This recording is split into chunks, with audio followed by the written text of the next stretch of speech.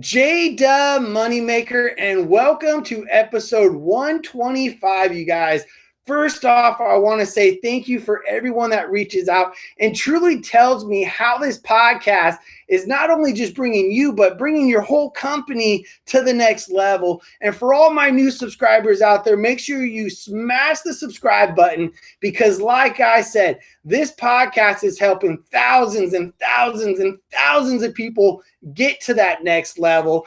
And a couple things before we start this great podcast is we got a November 11th and 12th event in Vacaville, California, with your boy J-Dub on stage helping you get to the next level. But not only that, we're bringing the legend Weldon Long to also help you grow and get to the next level. So make sure you guys attend this event because this is at the end of the year, so you guys can end of the year strong and start even stronger. So you guys could reach out on my website, www.hvacmastersofthehustle.com, as well as we just started a new YouTube channel. So if you guys love the podcast, all 10,000 listeners, check out the YouTube channel because it's the podcast in video form so you can see the contact and the contents of the information live.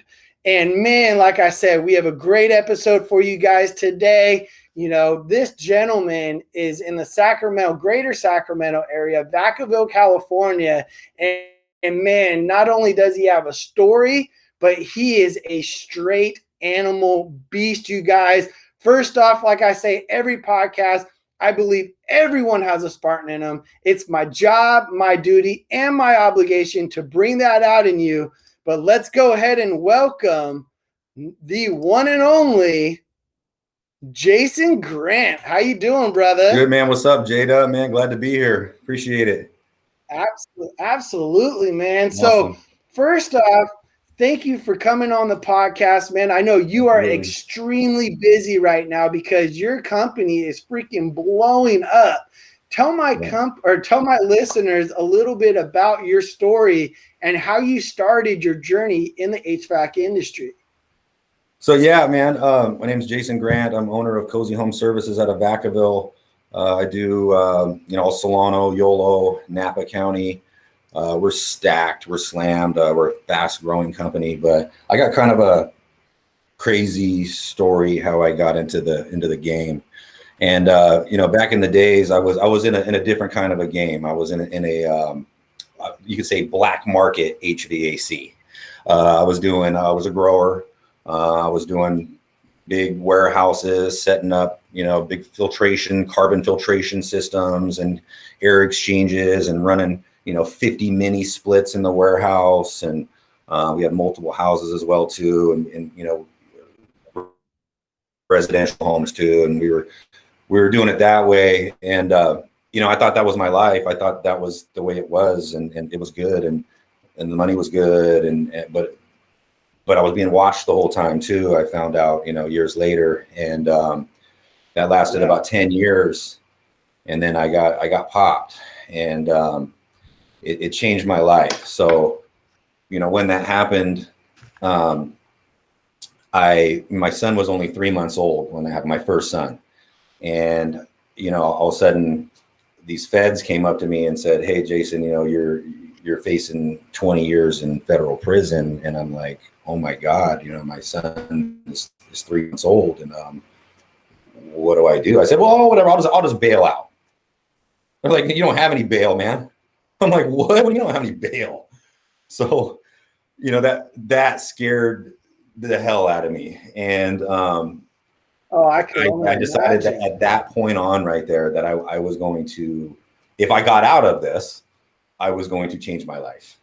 And at the time when it happened, it was the worst thing that ever happened to me in my entire life. But now, sitting here 11 years later, it's actually the best thing that ever happened to me in my life. It changed my life for the best, and it got me set on a straight and narrow path. It's still a game. It's still the same game. I'm just selling a legal product now. I still use my street smarts in the house and my intuity and my, be able to be a chameleon and change and adapt to any situation. And I'm just selling heating and air systems now and making people comfortable now and really helping them and their families out and really, you know, getting a good feeling about it and doing things the way it's supposed to be. And so back to that, yeah. So I got in trouble. You know, I spent, you know, like 70 something days in Sac County in the federal holding facility, straight hell on earth. And finally, you know, they finally let me out. I had to put up one of my houses to get out. And it did get bail eventually, but feds is different. You can't just do 10% and get out like the state. You have to put up, it was $250,000 bill. You got to put up the whole 250 to get out. Luckily I had houses. Ooh. And I did that. Got out and, you know, I got back. I was on house arrest and I was back with my wife and my little, he was maybe 6 months old at that time now. And I said, what the hell am I going to do? This is all I know. What am I going to do in life? And then I got to thinking, and my brother started talking to me. My brother was already doing refrigeration. And he goes, dude, why don't you get into heating and air conditioning? And I'm like, heating and air? And then I got thinking about it. I'm like, wait a minute, I do heating and air already. It's the same thing, really, right? Yeah. So I said, you know what? I'm going to go to school. So I went to Wyotech in 2010. I went in West Sac. I enrolled at Wyotech. And I put my mind to it. I was there. I went to the early morning class. I was there at 5 a.m. every single morning. I was never late, never missed a day. Had a 4.2 grade point average. Graduated top of my class. Had 5 job offers on the table when I graduated. And I got out, but they were all in Sacramento. I lived in Vacaville. I kind of wanted to stay more in Vacaville more. Yeah. You know, I went to this place here in town. It was a company called Same Day Service. A guy named Carwin Bryce owned it, and it was a plumbing company, but they had just started HVAC. And I went there like 3 or 4 times, and he wasn't there or whatever. And then Rafael Martinez was there. He was the general manager, and he hired me. And you know, he's you know, I'm going to give some shout outs along the way here, but there's a couple of guys I want to give a shout out. Absolutely. And you know, Rafael Martinez and Carwin Bryce, they started me on my legal game. And Carwin was, you know, into Nexstar and the training group around the nation.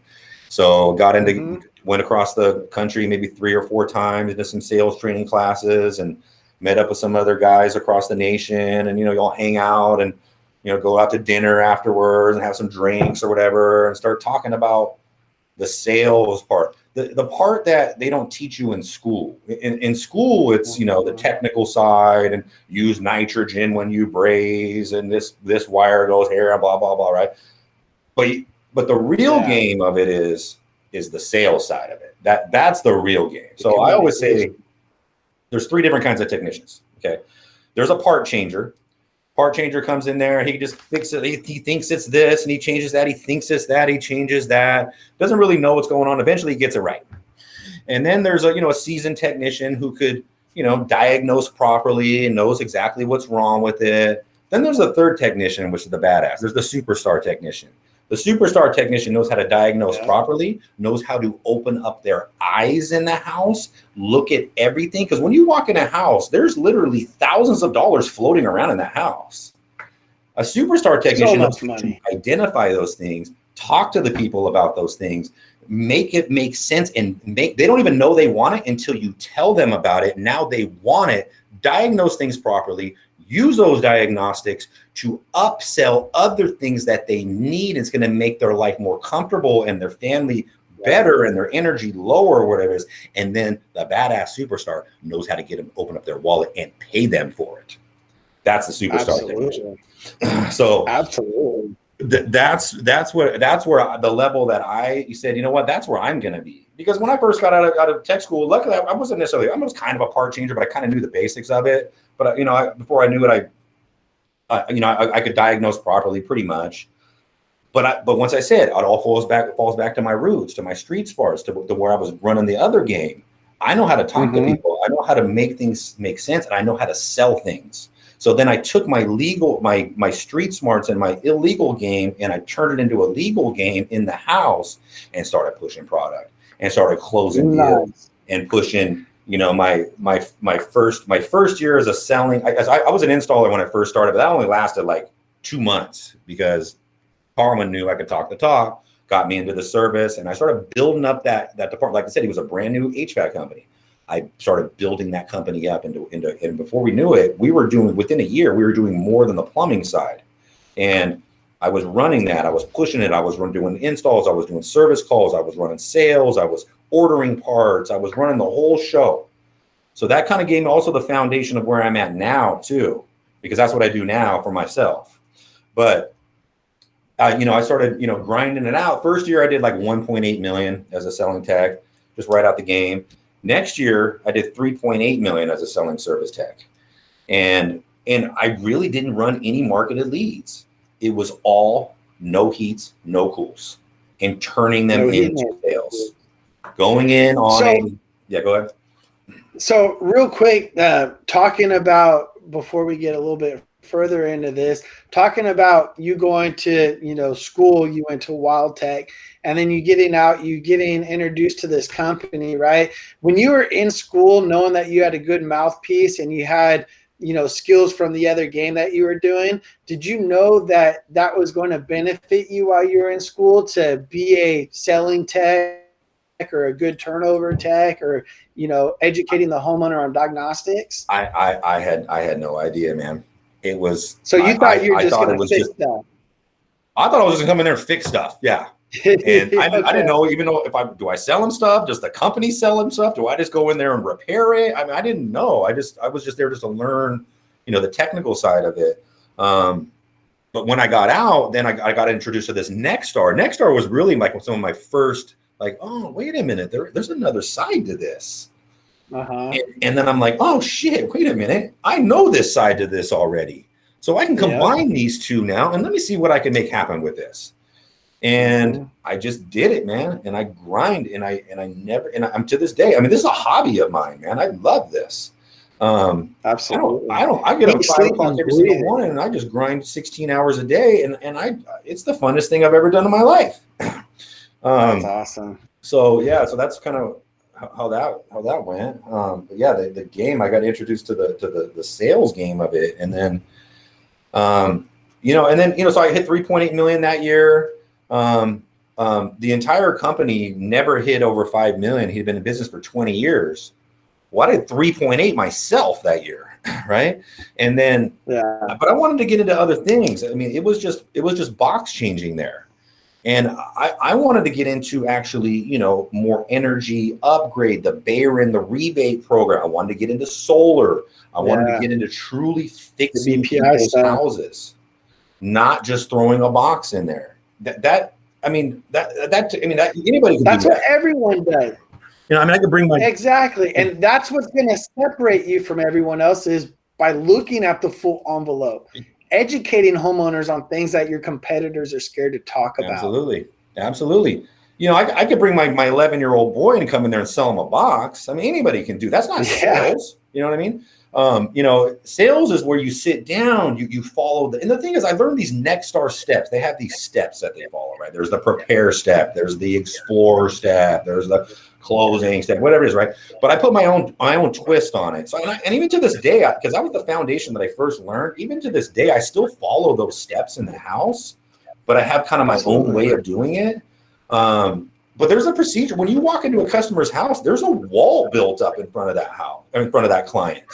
And, and it's not necessarily from somebody like me or somebody like you. It's from these other guys that are doing shady things or not being ethical or, just not following, just blowing through the call as fast as they can and try to race home as fast as they can to get back to their Bud Light.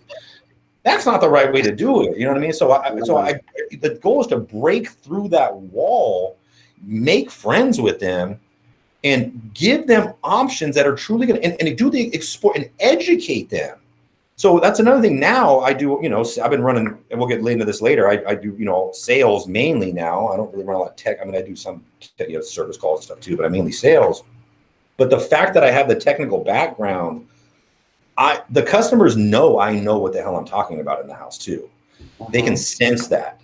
So another issue that what I've always said, that I think the best sales guy was was an installer, was a technician, and then they're a sales guy.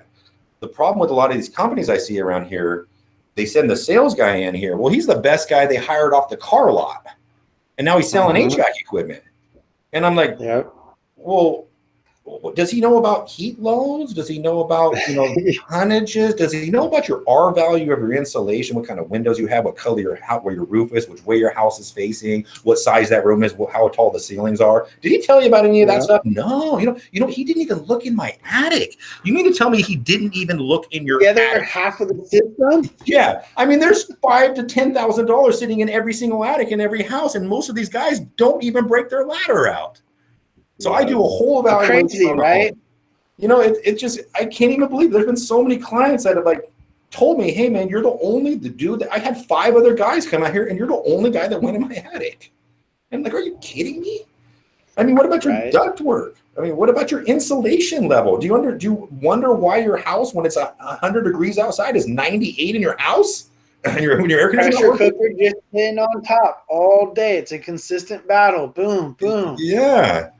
So, another certification that I have now that I actually just got, another shout out to Jamie Medlin, owner of Archon Energy Solutions. I know you know him well, Jason. He's a good friend of mine. I love Jamie. And absolutely, I've known him since I first got out of HVAC school.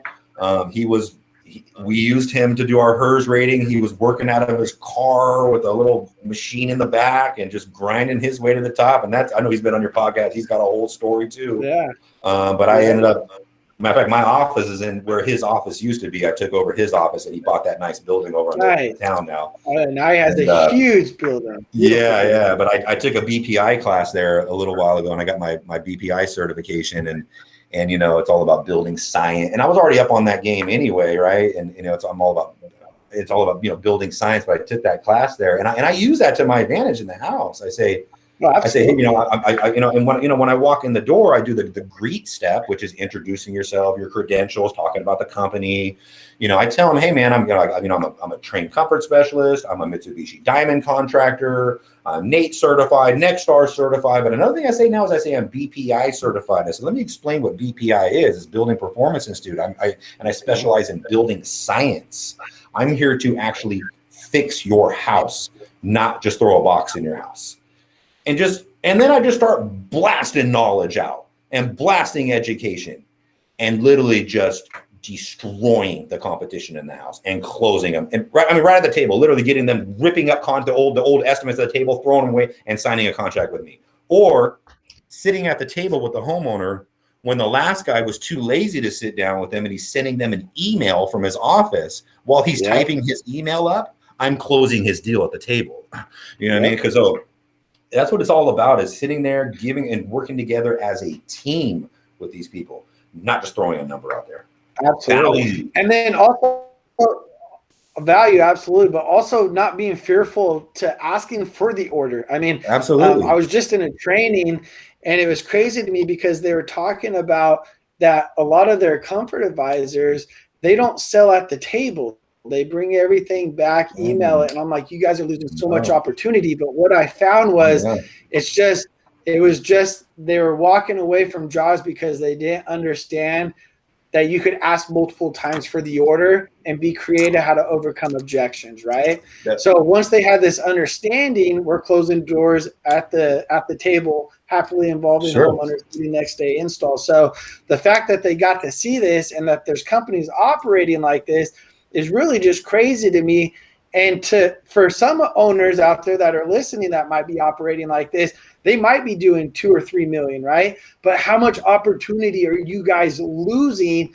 Because Jason's going to talk about his first year in business right now, starting his own company. First off, why did you start your own company? And let's talk about your first year on your journey on your own. Because, I mean, you are doing big things in Vacaville. Yep. Yeah, absolutely. So, so I started my own company because, I've gone across all the levels. I was an installer, selling tech, then I went to more solar heating and cooling. Another shout out to John Diamond and Curtis Moore, some of my best friends, solid ass dudes. They built a giant company and they ended up selling it. And, but I was just a straight comfort. We call them design techs over there, but comfort consultant or whatever, right? Just doing straight sales, marketed leads, killed it over there. Did over 5 million a year. I think my last year I did 5.8 million. Just all marketed leads sitting at the table. And then I came back to Vacaville. They sold. And so I didn't really want to be a part of that. So I came back and I said, you know what? I started talking to Jamie Medlin. I said, he's one of my best friends. And I said, this is what I'm thinking about. For years I've been talking about it. I'm going to start my own company. I'm going to do it. But I was scared. You know what I mean? I'm like, man, I don't know. I mean, it's a scary thing. I mean, it's a big investment. It's stress. And Jamie said, life-changing thing. What's that? It's a life-changing thing. Dude, oh my God, bro.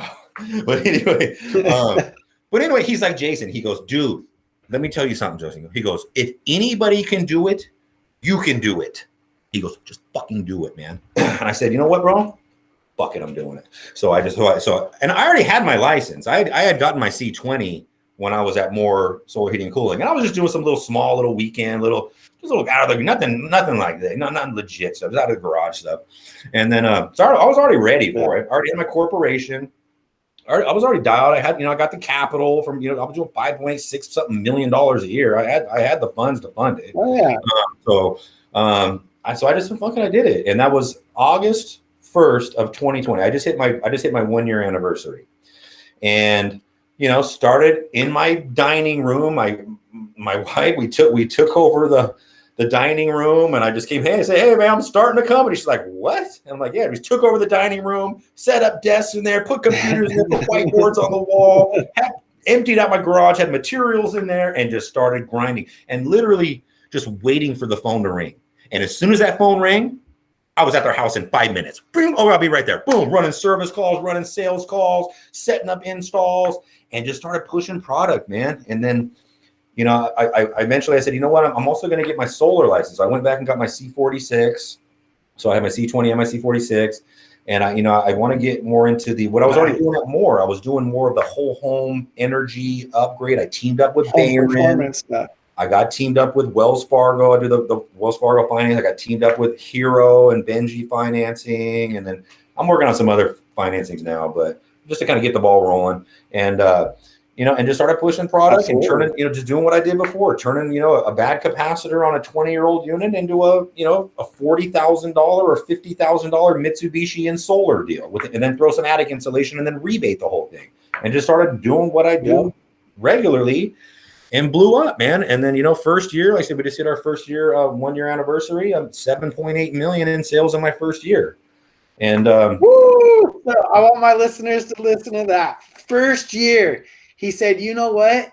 Fuck it. I'm doing it, right? He bit the bullet, did his own thing. He's living his dream now, working for himself. And he did freaking $7.8 million his first year, you guys. This is the risk. The bigger the risk, the bigger the reward, right? But the thing about it is Jason did it the right way. He doesn't cut corners. Talk about the quality of your installs, the quality of your team. Yeah, so I'm heavily involved in all aspects of my company, and especially the installation, because I'm the first person in there. I'm promising them the world. I'm giving them the guarantees. I'm saying, hey, we're going to do this. We're not going to do that. I got some good installers. I need more. I mean, where there's a serious labor shortage in the world right now, and I'm sure everybody's listening is experiencing the same thing right now. But the guys I got are good. I pay them good. I take care of them. I treat them like family, and I train them. And I tell them, this is another thing I say. I say, you don't go buy a Ferrari that has a crooked door or has a bent rim. So do not install my Ferrari Mitsubishi system with a crooked door or a bent rim, right? Yeah. So absolutely. I go there, I'm there. I do walkthroughs with my guys on every job. I'm there. Like there's some days where I have 3 jobs starting that morning, and I walk through all 3 of them. I don't like my guys going in blind. I go there with them. I show them this. I show them that. I talk to the homeowner. I introduce them. They introduce themselves. We prep everything out. We put all our drop cloth and all the stuff down. I'm there randomly throughout the process with the guys. I do quality control checkups after they're installed. I just did one yesterday morning. I go back with the homeowner. I ask them questions, and there's a couple little things here and there. Like every once in a while, we'll be missing the pink locking caps or something. Shit happens sometimes, right? Yeah. But I'm heavily involved in that aspect of it, and making sure that when I'm in the house and I'm telling them, hey, this, and this, and they had 5 other guys that they talked to, and they chose to go with me, I make sure that value follows all the way through. Absolutely. And how important is it to go to the jobs and do QC checks? Because I'm a firm believer, as a comfort advisor, I would go do quality checks. I'd bring my installers food. I'd make sure everything I promised got delivered, because as a professional, right, when you make those promises, you should go make sure that your T's are crossed and your I's are dotted, right? How important is that, and how much more referral business do you get from it? Absolutely. So, I mean, the goal is to do the right thing for the client every single time, no matter what. Even if you lose money, you do the right thing for the client every single time. Absolutely. But also, the bigger picture is, to get the referrals, man. Because the neighbor's going to come over there and drink a beer with the guy and look in his garage later that night. He's going to tell his son or daughter, or if they're, younger people, their mom or dad or whoever it is, then they're going to come look at what you did. And those people are more than likely homeowners too, who have systems that the neighbor is an example. Well, you just said his, more than likely the neighbor's is probably just as old. He probably needs one too, but he doesn't really know who to go through because he doesn't know anybody and blah, blah, blah, right? Well, who do you think he's going to go through? So you can do a badass job for this dude and show all the value that you want and really care about the client, and he's going to tell the neighbor all. And guess what? You just got a free lead, a golden call, the best call you could possibly get, a referral call. Yeah. That's the best you could possibly ever get, and it didn't cost you a penny. So, or you don't spend the time, you don't care about the clients, you don't care about your installers. They hack job the shit out of it, and then not only you got to give the guy a refund back, but you just lost potentially tens or even hundreds of thousands of dollars in referrals at the same time too. That's why it's so important.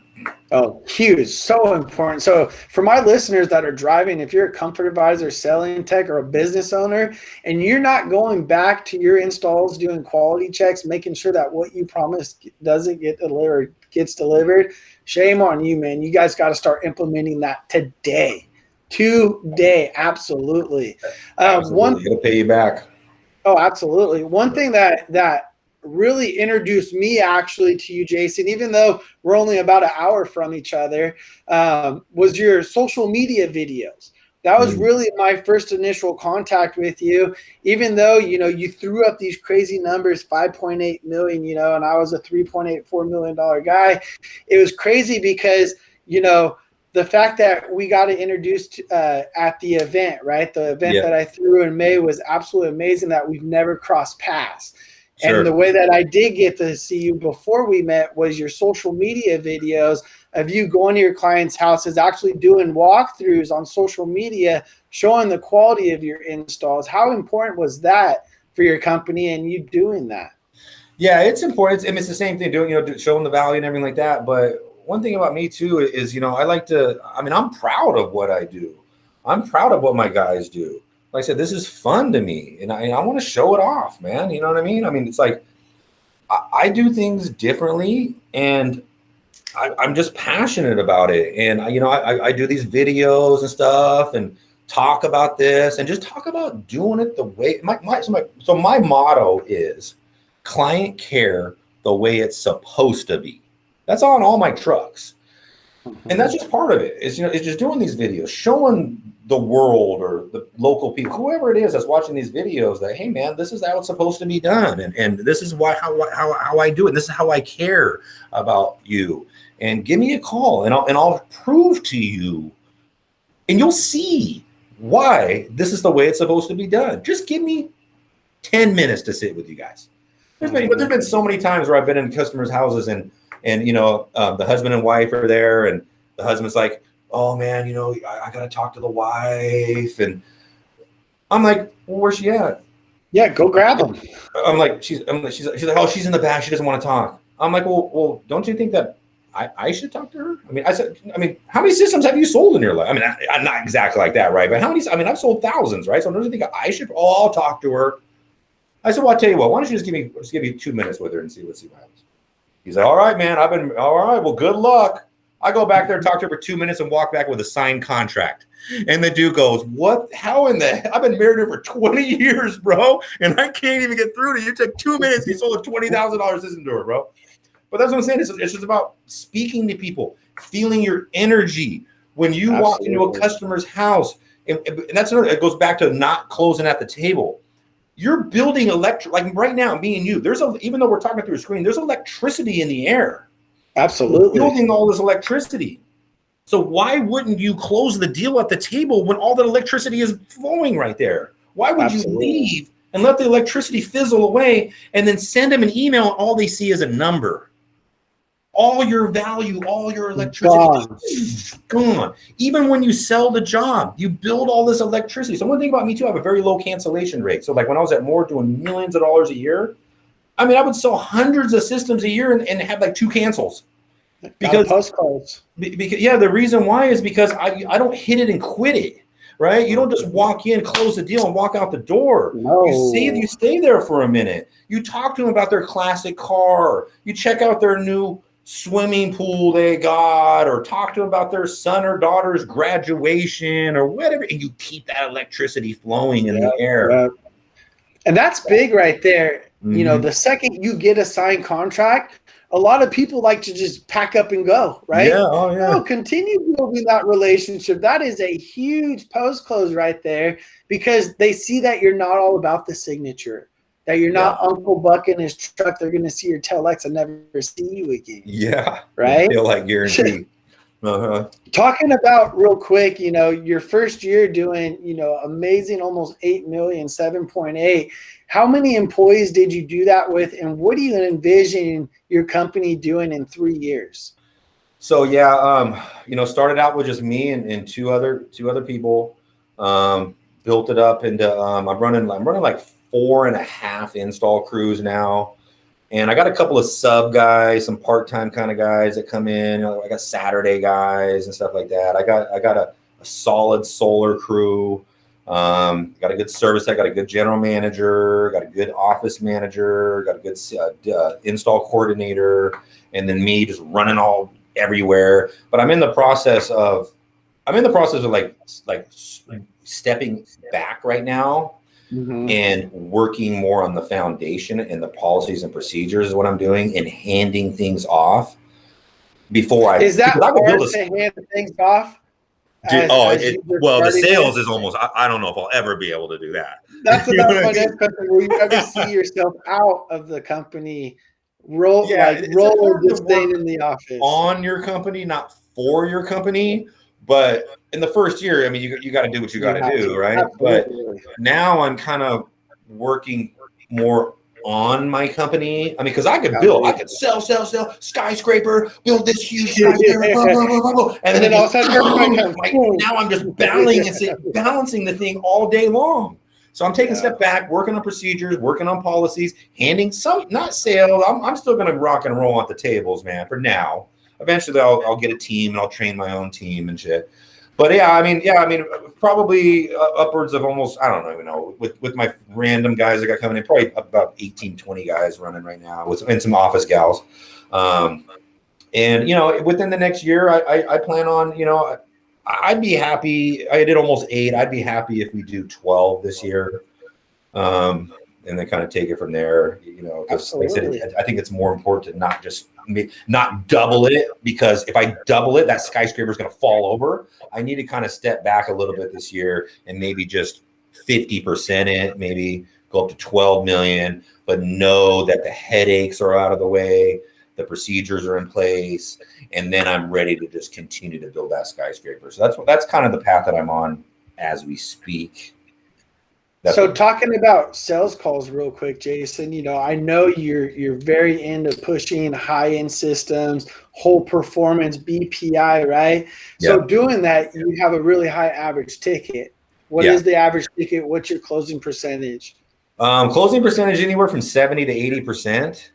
And average ticket is usually, it's going to be anywhere from 30 to 35. I haven't done all my, like I said, we just hit the 1 year. Yeah. Last week, so it's anywhere from 30 to 35,000 average ticket. It's amazing. But another thing that I'm doing too is, you know, as a salesman, selling like a salesman and selling like an owner are two different things. A salesman is going to sell these complicated, move this here, mini split here, add on air handler there, zone that one, and do a third zone over there, and all this shit, right? Well, they make all this commission by doing it, right? But it's a nightmare for the owner, and it's a nightmare for the installers too. So I sell different now. I sell like an owner. I don't want all these complicated. Now, I still do like energy upgrades, right? But I do a lot of the ducted Mitsubishi systems. I don't do a lot of wall mounts. They're a pain in the ass. And people don't want to pay for them. They look online. Well, I can get this one for $1,500 online. Why are you charging me $18,000? Well, you know how it goes. They don't understand what the behind the scenes. But anyway, I do a lot of the ducted units, man. I love them. They're awesome. They're still VRF everything. You just put the furnace, slide the air handler in, no gas line, cap the flue pipe, swap out the outdoor unit, run a communication wire in. They're slammers, but they're still good for the homeowner. And then I combine them with solar. So now I'm dropping the bulk of their gas bill down. I'm taking rid of all their electrical bill. I'm combining the two. And then I'll throw some Bayrin, a rebate program, R44 attic insulation. I'm still fixing the house, but I'm selling like an owner. I don't have the headaches involved with these installs and the backtracking and the callbacks, and then the installers, and that's another thing with I mean, it's hard to get a good installer that can do like some Ferrari Lamborghini shit, right? Yeah. So they can handle the jobs efficiently. So it's better for everybody. And the bottom line, which is the most important as an owner now, the net profit goes up. Yes. Right. And I don't have phone calls all day long. And that's also part of how I'm changing things right now. Absolutely. Well, I love hearing it. With you being your first year in business, is there any horror stories that stick out to you that maybe one of my listeners might be transitioning into being a new business owner, something that you had to overcome your first year that you could give some advice? Yeah. Stay away from new construction. New construction. Yeah. And cut-ins. I don't do any cut-ins anymore. I'm not even fucking with them. Don't want nothing to do with them. Don't got time for them. They don't want to pay for them. Usually, cut in or whatever is new construction, or you're dealing with a general contractor or whatever. Cheap asses. Yeah, dude. So for any of my retrofits now. For any of my listeners, I know that, one thing that you and I were talking about is you're a couple weeks booked out right now, which means you need installers. You need absolutely everything, right? Yeah. Service technicians. So with their labor shortage, I got a lot of listeners. So go ahead and let my listeners know if, where they could reach out to you if they're looking for a new opportunity. Yeah, anybody can call me. They can call me at the office at 707-474-5097. Ask for me, ask for Jason, or you can email me, Jason, JSON, at Cozy, COZY, HVAC.net, Jason at CozyHVAC.net. Looking for good, solid dudes, not, guys that got the skills, guys that, but really guys that have the heart, and guys that care. And guys that care, about the clients and care about the company and care about bettering themselves and are willing to listen to somebody like me who, if they're a badass, I'll bring you right to the top and pay you and pay you well at the same time too. California wages are good out here. Yes, they are. Yeah. Mm-hmm. So for my listeners, I got listeners from business owners, technicians, installers, dispatchers, comfort advisors. What would you like for them to get out of this episode of HVAC Masters of the Hustle? I would just like them to, just grind every day, get up early every morning. Just remember, there is not a day off. There's no such thing as a day off. Every single day is a good day to make money, even if you're working from home that day, but do that. But just never give up. Never stop. Any obstacle that comes in your way, it's just part of the path in life. There's going to be roadblocks. You're going to hit that roadblock. Learn from that. Never do it again. Change your procedure, but be consistent. The best sales guy in the world is the most consistent and the most confident person in the room. Be that person and be the best you ever can be, and never stop, and you will be rewarded from this industry. This industry can give you everything you've ever imagined in the world and support you and your family for as long as you want to do it. Boom. Just bombs being dropped by Jason.